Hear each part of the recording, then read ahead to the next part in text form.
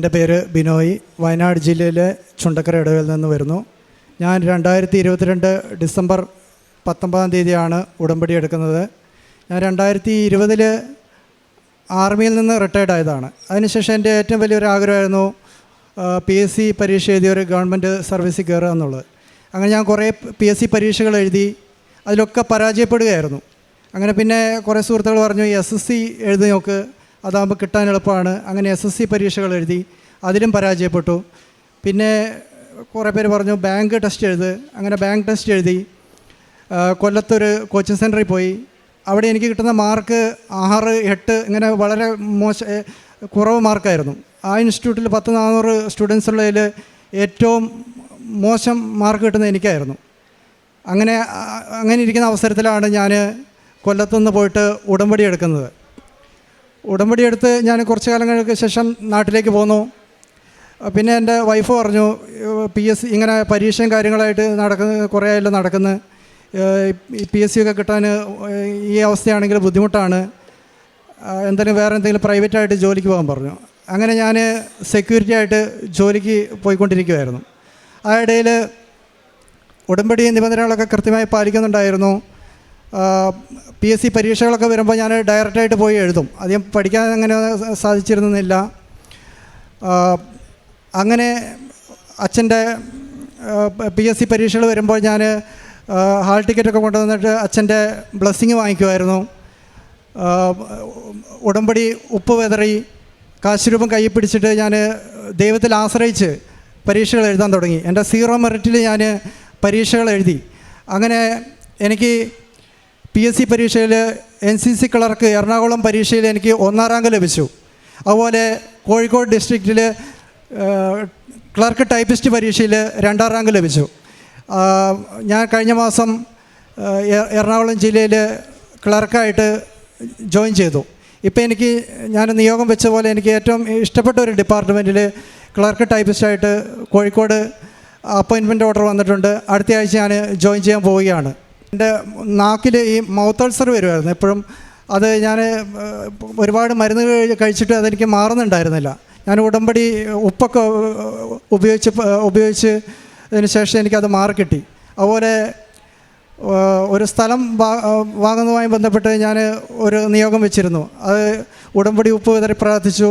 ഞങ്ങളെ കുടുംബാംഗങ്ങൾക്ക് ആ സ്ഥലം വാങ്ങിക്കാൻ കഴിഞ്ഞു.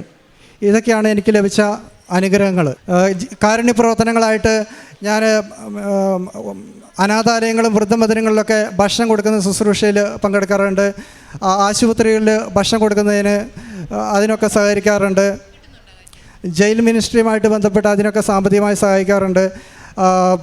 പാവപ്പെട്ട വിദ്യാർത്ഥികളെയും അതുപോലെ രോഗികളെയൊക്കെ എന്നെക്കൊണ്ട് കഴിയുന്ന പോലെ സഹായിക്കാറുണ്ട്. പ്രേക്ഷിക പ്രവർത്തനമായിട്ട് ഇവിടുന്ന് കിട്ടുന്ന പത്രം വീടുകളിലും ആശുപത്രികളിലും കടകളിലും ഒക്കെ കൊടുത്തിട്ടുണ്ട്. പരിശുദ്ധ അമ്മയും ഈശോയും എനിക്ക് തന്ന എല്ലാ അനുഗ്രഹങ്ങൾക്കും കോടാനുകോടി നന്ദി അറിയിക്കുന്നു. ജീവിതത്തിൽ തുടർന്ന് ഞാൻ ഉടമ്പടി കണ്ടിന്യൂ ചെയ്തു പോകാനാണ്, ജീവിതകാലം മുഴുവൻ ഉടമ്പടി കണ്ടിന്യൂ ചെയ്തു പോകാനാണ് ഞാൻ ആഗ്രഹിക്കുന്നത്. ഞാൻ മനസ്സിലാക്കുന്നത് ആത്മീയമായും ഭൗതികമായിട്ടൊക്കെ ഒരുപാട് ആസ്തികൾ നേടാനായിട്ട് ഈ ഉടമ്പടി സഹായിക്കുമെന്നാണ് ഞാൻ മനസ്സിലാക്കിയിട്ടുള്ള കാര്യം. പരിശുദ്ധ അമ്മയ്ക്കും ഈശോയ്ക്കും കോടാനുകോടി നന്ദി അറിയിച്ചുകൊണ്ട് എൻ്റെ സാക്ഷ്യം നിർത്തുന്നു. വിലാപങ്ങളുടെ പുസ്തകം 3-ാം അധ്യായം 22-23 തിരുവചനങ്ങൾ. കർത്താവിൻ്റെ സ്നേഹം ഒരിക്കലും അസ്തമിക്കുന്നില്ല, അവിടുത്തെ കാരുണ്യം അവസാനിക്കുന്നില്ല. ഓരോ പ്രഭാതത്തിലും അത് പുതിയതാണ്, അവിടുത്തെ വിശ്വസ്തത ഉന്നതമാണ്. ബിനോയ് ഒരു റിട്ടയേർഡ് ആർമി മാനാണ്. അദ്ദേഹം റിട്ടയർമെൻറ്റ് പ്രാപിച്ചതിന് ശേഷം വീട്ടിലേക്ക് തിരിച്ചു വന്നപ്പോൾ ഇനി എന്ത് എന്ന ചോദ്യത്തിൽ വിഷമിച്ചിരിക്കുമ്പോഴാണ് ഒരുപാട് PSC ടെസ്റ്റുകൾ എഴുതി. 40 വയസ്സ് കഴിഞ്ഞതിന് ശേഷമുള്ള ഒരു റിട്ടയർമെൻറ്റിൽ PSC ടെസ്റ്റുകളെല്ലാം തോറ്റുപോയിക്കൊണ്ടിരുന്നു.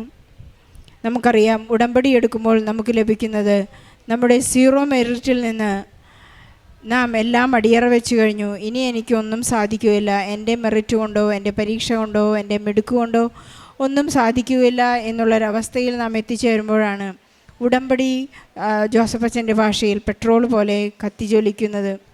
നാം എവിടെയെല്ലാം പ്രേക്ഷിത പ്രവർത്തനത്തിനായി ഇറങ്ങുന്നുവോ, എവിടെയെല്ലാം നാം ക്രിസ്തു കൈമാറ്റം ചെയ്യുന്നുവോ അവിടെയൊക്കെയാണ് നമ്മുടെ വിശ്വാസം കത്തിപ്പിടിക്കുന്നതും നമ്മുടെ വിശ്വസ്തത ആഴപ്പെടുന്നതും. വിശ്വാസവും വിശ്വസ്തതയും ഒന്നു ചേർന്ന് നാം അഭിഷേകത്തിൽ ജീവിക്കുമ്പോഴാണ് നാം നമ്മെ തന്നെ മറന്ന് ആദ്യം അവിടുത്തെ രാജ്യവും അവിടുത്തെ നീതിയും അന്വേഷിക്കുമ്പോൾ മറ്റുള്ളതെല്ലാം നമുക്ക് കൂട്ടിച്ചേർക്കപ്പെടുമെന്നുള്ള ആ വചനം ഇവിടെ അന്വർത്ഥമാകുന്നത്. ബിനോയ്ക്ക് സംഭവിച്ചത് തന്നെയാണ്. PSC ടെസ്റ്റുകൾ ഫെയിലായി കൊണ്ടിരുന്നപ്പോൾ ഇവിടെ വന്ന് ഉടമ്പടിയെടുത്ത് പ്രാർത്ഥിച്ചു. വളരെ കൃത്യമായി ഉടമ്പടി ജീവിക്കാൻ തുടങ്ങിയപ്പോൾ ഇവിടെ നിന്ന് ലഭിച്ച നേർച്ച വസ്തുക്കൾ ഉപയോഗിച്ച് അദ്ദേഹം കാശുരൂപം മുറുകെ പിടിച്ചു. പരിശുദ്ധ അമ്മയുടെ മാധ്യസ്ഥമായിരുന്നു അദ്ദേഹത്തോടു കൂടെ ഉണ്ടായിരുന്നത്. പിന്നീട് അദ്ദേഹത്തിൻ്റെ ജീവിതം വളരെ മാറി മറയുകയായിരുന്നു. അദ്ദേഹം ആഗ്രഹിച്ച ആർമി ജീവിതത്തിൽ ഇത്രയും കാലം സേവനമനുഷ്ഠിച്ച് അതോട് ചേർന്ന് നിൽക്കുന്ന NCCയിലെ ക്ലർക്കായി ഇന്ന് അദ്ദേഹത്തിന് ഒരു ജോലി അപ്പോയിൻമെൻറ്റ് അദ്ദേഹത്തിന് ലഭിച്ചു. അദ്ദേഹം ആ ജോലി തുടങ്ങാൻ അടുത്ത ആഴ്ചയിൽ പോവുകയാണ്. അതുപോലെ തന്നെ അദ്ദേഹത്തിന് മൗത്ത് അൾസർ വളരെയധികം വേദനാജനകമായപ്പോൾ ഇവിടെ നിന്നുള്ള നേർച്ച വസ്തുക്കൾ ഉപയോഗിച്ച് മാത്രം അദ്ദേഹത്തിന് വലിയ ഒരു സൗഖ്യം നൽകിയെന്ന് സാക്ഷ്യപ്പെടുത്തുന്നു. നമുക്ക് അസാധ്യമായ കാര്യങ്ങൾ എങ്ങനെയാണ് സാധ്യമാവുന്നതെന്ന് പരിശുദ്ധ അമ്മ തന്നെ നമ്മെ പഠിപ്പിക്കുന്നുണ്ട്. പരിശുദ്ധ അമ്മയോട് നീ ദൈവപുത്രനെ ജന്മം നൽകുമെന്ന് ഗബ്രിയേൽ മാലാഖ അരുളി ചെയ്തപ്പോൾ ഇതെങ്ങനെ സംഭവിക്കുമെന്ന് പരിശുദ്ധ അമ്മ ചോദിക്കുന്നുണ്ട്. പരിശുദ്ധ അമ്മ ചോദിച്ചു കഴിഞ്ഞപ്പോൾ ഗബ്രിയേൽ മാലാഖ പറഞ്ഞു, ദൈവത്തിനെ ഒന്നും അസാധ്യമല്ലല്ലോ. നിൻ്റെ ചാർച്ചക്കാരിയായ നിൻ്റെ ബന്ധുവായ എലിസബത്ത് ഈ വയസ്സാം കാലത്ത് 6 മാസം ഗർഭിണിയാണ് എന്നുള്ള വാർത്ത കേട്ടപ്പോൾ പരിശുദ്ധ അമ്മ ഓടി ആൻറ്റിയെ സഹായിക്കുവാനായി പോകുന്ന സുവിശേഷ ഭാഗം ലൂക്കായുടെ സുവിശേഷത്തിൽ 1-ാം അധ്യായത്തിൽ നാം വായിച്ചെടുക്കുന്നുണ്ട്. അവിടെ നിന്ന് പരിശുദ്ധ അമ്മ പ്രഘോഷിക്കുന്നത്, ശക്തനായവൻ എനിക്ക് വലിയ കാര്യങ്ങൾ ചെയ്തു തന്നിരിക്കുന്നു. എങ്ങനെയാണ് ശക്തനായവൻ തനിക്ക് വലിയ കാര്യങ്ങൾ ചെയ്തു തന്നിരിക്കുന്നത്? വിശ്വസിക്കാൻ മാത്രം ഒരു യഹൂദ പെൺകുട്ടി അവിചാരിതമായി പെട്ടെന്ന് പ്രഗ്നൻ്റ് ആവുന്നു എന്ന് പറയുമ്പോൾ അവൾക്കറിയാം അവളുടെ ഭാവി വലിയ നേതാക്കളിലൂടെ അവൾ കല്ലെറിഞ്ഞു കൊല്ലപ്പെടേണ്ടവളാണ്.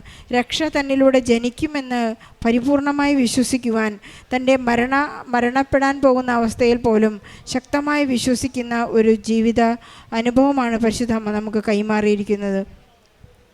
ഈശോ ജനിച്ചതിന് ശേഷവും ഓരോ പ്രാവശ്യവും ശിമയോൻ പ്രവചിച്ചതുപോലെ നിൻ്റെ ഹൃദയത്തിലേക്കൊരു വാൾ കടക്കുമെന്ന് പ്രവചിച്ചത് കൃത്യമായി സംഭവിച്ചു കൊണ്ടിരിക്കുമ്പോഴും എൻ്റെ മകൻ തന്നെയാണ് ലോകത്തിൻ്റെ രക്ഷ, ഈ ലോകത്തിന് രക്ഷ നൽകാനുള്ള എൻ്റെ മകൻ മാത്രമാണ് ദൈവപുത്രനാണെന്ന് വിശ്വസിക്കുവാൻ നമുക്ക് മോഡലായി മുന്നേ നടന്നിട്ടുള്ള ഒരു അമ്മയോടാണ് നാം മാധ്യസ്ഥം അപേക്ഷിക്കുന്നത്.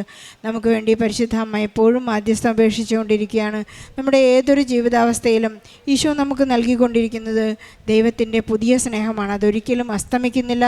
അത് ഓരോ പ്രഭാതത്തിലും അത് പുതിയതാണെന്ന് പരിശുദ്ധ അമ്മ നമ്മെ ഓർമ്മിപ്പിച്ചുകൊണ്ടിരിക്കുന്നു. നാം ഉടമ്പടി എടുത്ത് ജീവിക്കുമ്പോൾ ബിനോയ് പറയുന്നുണ്ട്, ഞാൻ ഇനി ഉടമ്പടിയിൽ ഉറച്ച് മുന്നോട്ട് പോകും, കാരണം എനിക്കൊരു പുതിയ ജീവിതം നൽകിയിരിക്കുന്നു, എനിക്ക് പുതിയ ദൈവസ്നേഹം ലഭിച്ചിരിക്കുന്നു എന്ന് അദ്ദേഹം സാക്ഷ്യപ്പെടുത്തുന്നു.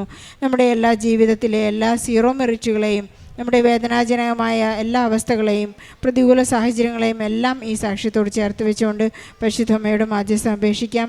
ഈശോ നമുക്ക് പുതിയ വീഞ്ഞ് നൽകി നമ്മുടെ ജീവിതത്തെ വീര്യമുള്ളതാക്കി മാറ്റാൻ വേണ്ടി നമുക്ക് പ്രാർത്ഥിക്കാം. ബിനോയ്ക്ക് ലഭിച്ച എല്ലാ അനുഗ്രഹങ്ങൾക്കും ഈശോയ്ക്കും പരിശുദ്ധമ്മയ്ക്കും നല്ലൊരു കൈയടി നൽകി ഈ സാക്ഷ്യം നമുക്ക് നന്ദിയോടെ സമർപ്പിക്കാം. അത്യപൂർവ ദൈവാനുഭവങ്ങൾ ഇനി നിങ്ങൾക്കും സ്വന്തം. ഈ യൂട്യൂബ് ചാനൽ ഇതുവരെ സബ്സ്ക്രൈബ് ചെയ്തിട്ടില്ലെങ്കിൽ ഇപ്പോൾ തന്നെ സബ്സ്ക്രൈബ് ചെയ്യുക. ഈ വീഡിയോ ഇപ്പോൾ തന്നെ നിങ്ങളുടെ സുഹൃത്തുക്കൾക്ക് ഷെയർ ചെയ്തുകൊണ്ട് കർത്താവിൻ്റെ പ്രേക്ഷിതരാകുക.